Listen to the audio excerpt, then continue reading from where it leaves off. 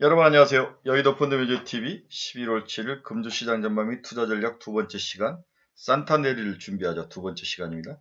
우리가 첫 번째 시간에는 중국에서 돈이 빠져나오고 있다. 그 빠져나온 돈이 다른 이머징으로 가고 있는데 그 대표적인 수혜 국가가 한국, 인도, 브라질 등이 되고 있다. 이런 면에서 우리나라의 경제 펀드멘탈, 수급적인 펀드멘탈은 굉장히 강하다. 두 번째, 외국인들이 그동안 비중을 줄였거나 너무 과한 공매도로 치고 있는 두 가지 종목들은 이제 역으로 외국인에서 돈이 들어온다면 그들을 주로 살 것이고 공매도를 줄이고 있는 모습이 나타나고 있다. 이 두 가지 수혜를 가진 기업들을 집중적으로 탐구를 하자. 이렇게 요약 정리를 해볼 수 있는데요. 두 번째 시간도 한번 알아보도록 하겠습니다. 산타넬리를 준비하자. 두 번째 시간입니다. 자, 금주 시장 전망 두 번째 우리가 크게 관심을 가져야 될 것은 금리 상승으로 자본 조달 비용을 상회하는 그러한 악조건이 나타난 거죠. 그래서 이 자본 조달 비용을 이기는 수익성을 가진 기업에 관심을 가질 필요가 있다.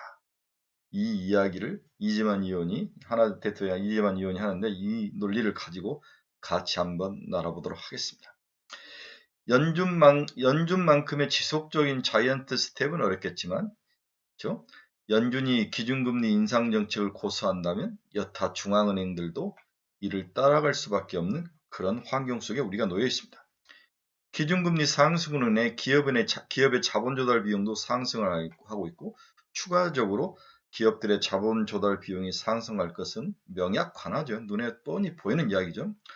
보통 우리가 기업의 자금 조달에 관한 여러 가지 지표를 많이 사용되는데 그중에서 애널리스트들이 제일 많이 사용하는 게 WACC라 해서 가중 평균 자본 비용을 사용하고 있습니다. 시가총액 가중 방식을 통해 추정을 하는데 이 WACC Weighted Average Cost of Capital에서 가중 평균 자본 비용이라 하고 이곳의 기본 개념은 우리가 비용은 자기 자본을 투자할 때 들어가는 비용과 남의 부채를 이용해서 투자하는 비용, 이 두 가지 비용이 있을 수 있죠. 즉 자기 자본을 투자해서 벌어들여야 할 기대 수익률이 있고 남의 돈을 빌려서 사용할 때의 비용이 들어가는데 이 두 개의 비용을 합쳐가지고 기본적으로 평균을 내서 할인을 하는데 미래 가치를 현재 가치로 할인을 하는데 사용되는 그러한 수익률을 우리가 가중 평균 자본 비용이다. 이렇게 이해를 하시면 될 것 같습니다. 이렇게 중요하게 사용되는 WACC 가중 평균 자본 비용은 2021년 8.8%에서 그때 기준금리가 1%였죠. 2022년 12.6%, 연말 기준 예상금치가 3.2 우리나라, 23년에 13.5%, 3.75를 가정해서 높아질 것으로 예상을 하고 있습니다. 그러면 이렇게 가중 평균 자본 비용이 올라가면 왜 주식에는 악영향을 미칠까? 이것을 한번 살펴보도록 하겠습니다. 우리가 주식을 평가하는 여러 모형 중에 배당 모형이라는데 배당을 R-G로 나눠서 여기가 현재 주식의 가치를 평가하는 가장 일반적으로 우리가 인사이트하게 쉽게 받아들일 수 있는데 배당 즉 캐시플로우를 R-G로 나누는데 여기서 R이 이 회사의 자긴 자본 비용을 쓰기도 하고 여기서 WACC 가중 자본 평균 비율을 쓰기도 합니다. 여기에서 R에서 G 배당 영구적인 성장률을 빼는 거죠. 그것을 배당으로 나눈 건데 그렇다면 이 R이 커지면 커질수록 이 기업의 현재 가치는 빠지는 거죠. 그렇죠? 네. 그래서 향후에 이 R 가변 자본 비용 또는 회사의 작은 자본 비용 이런 비용 관련된 금리가 올라가면 그 회사들의 현재 주식 가치는 하락을 하더라. 따라서 이게 상승할 때마다 기업 가치는 지속적으로 빠지는데 이것을 이기는 기업의 성장률이 이걸 이기면 충분히 또 반대로 올라갈 수 있는 그러한 상황도 될 수 있는 거죠. 따라서 WACC라든지 가중 평균 자본 비용이라든지 회사의 자기 자본 비용을 이길 수 있는 그런 수익성을 가진 기업을 찾는 게 지금부터는 매우 중요하더라. 계속 여러 나라 중앙은행이 금리를 올릴 수밖에 없는 환경에서는 그렇다는 이야기죠. 너무나 잘 아는 이야기죠. 최근 금리를 올리는 국가들을 보면 미국이 4%까지 올렸죠 이미. 네, 캐나다가 3.75, 뉴질랜드가 3.5%, 영국이 3%, 한국이 3%, 호주가 2.85, 노르웨이 2.5, 유로존이 2% 이렇게 돼서 어느 나라든지 지금 금리를 올리고 있는 상황이다. 여기에 미국이 추가로 금리를 올린다면 다른 나라도 올려갈 수밖에 없다. 그렇다면 기업들의 비용이 증가하면서 기업의 가치가 하락할 것은 눈에 뻔한 이야기다. 따라서 성장률이나 기업 수익이 이러한 비용을 이길 수 있는 그런 기업들을 찾아서 투자한다면 성과는 좋을 것이다. 이건 당연한 이야기죠. 이제부터는 연말에 그런 기업들을 찾아야 되는 거죠. 한편 코스피는 ROE 전망치는 2022년 8.7에서 2023년 7.9로 낮아질 것으로 예상이 되고 있습니다. ROE라는 것은 단기 순이익을 자기 자본으로 나눈 것이고 ROA는 단기 수익을 총자산으로 나눈 거죠. ROE와 ROA 차이는 자기 자본으로 나누느냐 총자산으로 나누느냐 이 차이인 거죠. 특히 금리 상승으로 인해 부채 부담이 커지기 때문에 재무 레버리지를 높이기도 어렵고 돈을 빌려서 뭔가를 투자하기는 어렵죠. 비용이 많이 들어가기 때문에 이익 부진으로 인해서 ROA가 낮아질 것으로 당연히 전망이 되죠. 그래서 단기 순이익도 낮아지고 총 자본이 부채가 더 커지면서 이 분모가 더 커지면 당연히 ROE는 더 내려가겠죠. 그렇죠? 그래서 2022년에서 2023년 코스피 ROE 전망치는 각각 3.6에서 3.3%로 하락이 되도록 떨어질 건 당연하죠. 이것은 ROE 대비 ROA의 비율이 40% 수준에 불과할 정도로 기업의 실적들은 낮아질 거로 예상을 하는 거죠.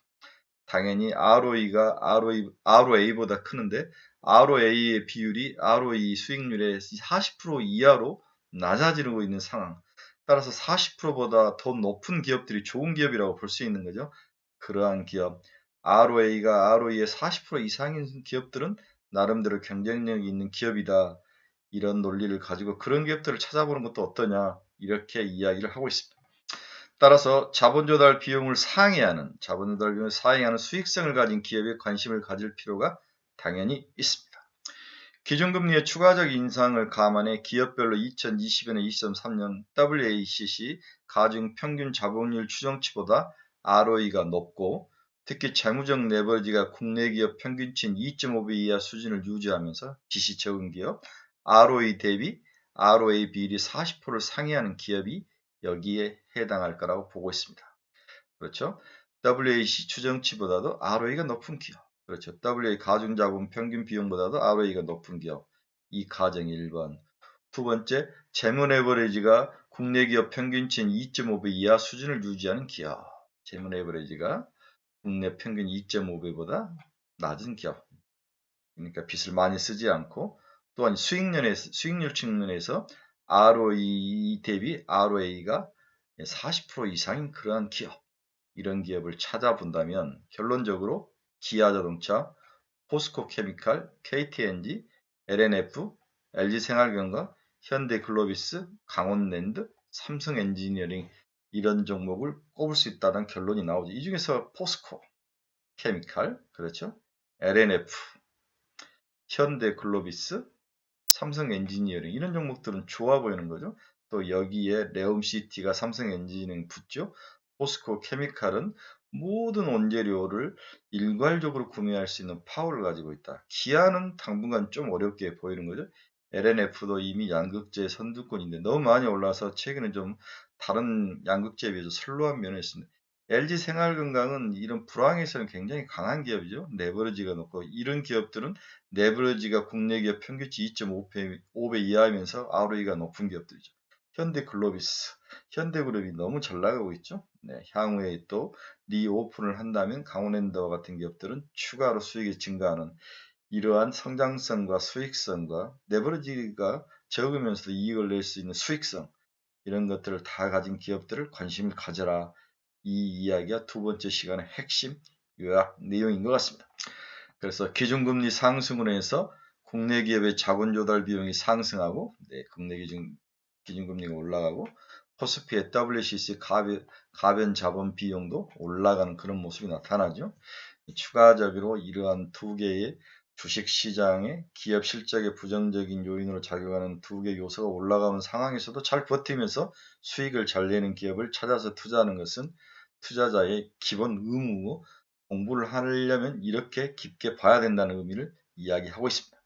그래서 이렇게 좀 어려운 수익성 측면에서 매력 포인트가 있는 기업들을 쭉 나열을 해왔죠. 기아, 포스코케미칼, KTNG, LNF, LG생활건강, 현대글로비스, 강원랜드, 삼성엔지니어링, 금호석유, 펄어비스, 니노공업, 한솔케미칼, 영업무역 이런 기업들이 굉장히 매력적인 포인트를 가지고 있다는 것을 이해를 하시고 한번 꾸준히 매수 리스트에 넣고 한번 살펴봐야 될 것 같습니다. 이 중에 개인적으로 추천한 건 포스코케미칼, KTNG도 기업 분할에 대한 압력이 좀 있으니까 좋아 보이는 거죠. LNF는 여전히 좋아 보이고 LG생활건강도 이런 불황에서는 괜찮아 보입니다.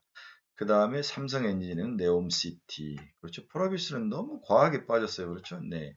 니노공업도 기업 실적이 너무 좋을 것 같고요.